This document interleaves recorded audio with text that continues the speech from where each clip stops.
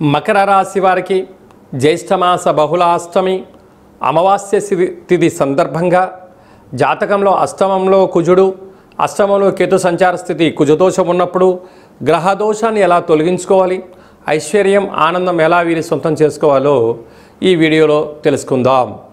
రాశాధిపతి శని భగవానుడు, వీరికి 2వ స్థానంలో రాహు సంచార స్థితి ఉండడం వలన దయచేసి అప్పులు ఇవ్వద్దు, అప్పులు తెచ్చుకోవద్దు.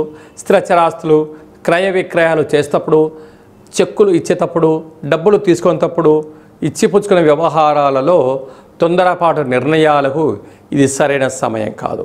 అలాగనే తృతీయంలో శని భగవాన్ ఉండడం వల్ల గురువుల మాట, తల్లిదండ్రుల మాట, మీ క్షేమాన్ని గురించి ఎవరైనా ఏదైనా చెప్తున్నట్లయితే వినే ప్రయత్నం చేయండి.